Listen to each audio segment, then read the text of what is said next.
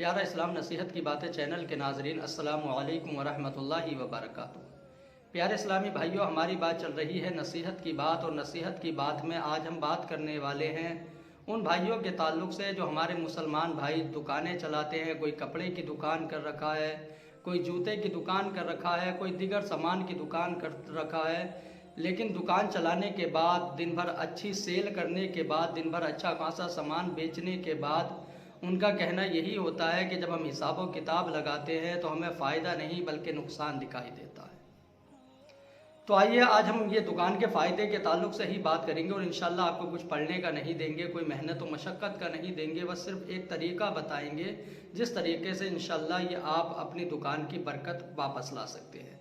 जब ये सब मामलात हो जाते हैं, हमारे मुसलमान नौजवान घबरा जाते हैं, कभी मौलानाओं के पास जाते हैं कि हज़रत देखना कि हमारी दुकान पे जादू टोना कर दिया, या फिर हमारी दुकान की काम की बंदिश करा दी, या फिर अल्लाह अकबर, अल्लाह खैर फरमाए, क्योंकि हमारे बहुत सारे नौजवान मुसलमान जो हैं भुक्सों के पास तक जाने से नहीं कतराते कि हमें दुकान की ये परेशानी टालनी है। हालांकि उनकी दुकान में कराया हुआ नहीं होता, उनकी दुकान में कोई जादू टोना नहीं होता, बल्कि उनकी दुकान की हकीकतन बरकत ख़त्म हो जाती है।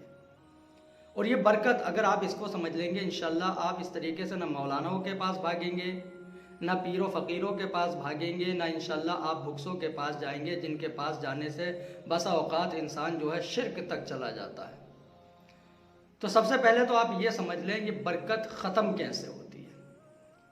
हदीस पाक सही मुस्लिम हदीस नंबर 1606, अल्लाह के रसूल सल्लल्लाहु तआला अलैहि वसल्लम इरशाद फरमाते हैं, ज़्यादा कसम उठाने से माल की बरकत ख़त्म हो जाती है। हालांकि उसका माल तो बिक जाता है लेकिन बरकत ख़त्म। क्या है खुलासा? खुलासा ये है, आज आपने खुद मुआयना किया होगा, दुकानों के ऊपर आप सामान ख़रीदने के लिए जाते हैं, सामने वाला 1000 मांगता है दुकानदार, हम कहते हैं 500 देंगे, 600 देंगे, 700 देंगे, तो दुकानदार होता है कसम खा कर के कहता है कि मैं कसम खाता हूँ 700 रुपये में तो ये मुझे पड़ा भी नहीं। हालांकि वो 700 रुपये में दे भी देता है और कहता है कि कसम खा कर के बोलता हूँ मुझे 700 रुपये में पड़ा नहीं। अब ये हमारे मुसलमान भाई जो कि यानी कसम खा कर के माल बेच देते हैं, दिगर लोग खरीद लाते हैं। अब पहली बात तो कसम खा कर के जो है झूठ बोला, कसम खा कर के, झूठी कसम खा कर के गुनाह के अंदर शरीक हुआ। और दूसरी वजह यह, अल्लाह के रसूल इरशाद फरमाते हैं, कसम खा कर के माल तो बेच लिया, आपके पास पैसा तो आ गया, लेकिन इस पैसे की जो बरकत थी वो बरकत ख़त्म हो गई। अब आप इस तरीके से कसम खा खा करके अपना माल खूब बेचते रहे, ये माल आपका खूब बिकता रहेगा, लेकिन हकीकत ये होगी जब महीने के आखिर में जाकर के आप हिसाब लगाएंगे तो आपको बचत दिखाई नहीं देगी, क्योंकि ये आपकी बरकत ख़त्म हो जाएगी। तो बहरहाल हमें तरीका क्या अपनाना है? हमें तरीका ये अपनाना है कि हमें कभी कसम नहीं खानी, हमें झूठ नहीं बोलना। सिर्फ हमारा तरीका ये है, माल ख़रीदने आया नहीं बन पड़ता, हम नहीं देंगे, इतने से कम में नहीं देंगे, जितने में आकर के देना है वो आपकी मर्ज़ी है, ना इसके अंदर कसम खाएं ना झूठ बोले इतने का पड़ा नहीं पड़ा। बहरहाल आप सिर्फ ये बोले इतने में मामला नहीं जमेगा। तो ये इस तरीके से जो है आप बोले। और दूसरी बात, कसम खा कर के जो है आप अपना माल ना बेचें, कुछ दिन आप इस तरीके को इस्तेमाल कर लें, इंशाअल्लाहुल अज़ीज़ आप देखेंगे कि आपकी दुकान के अंदर बरकत का अंबार लग चुका है। अल्हम्दुलिल्लाह आप देखेंगे कि आपको हर महीने जो 2 रुपये की बचत होनी चाहिए थी, आपको वो बचत इंशाअल्लाह दिखाई देना शुरू हो जाएगी।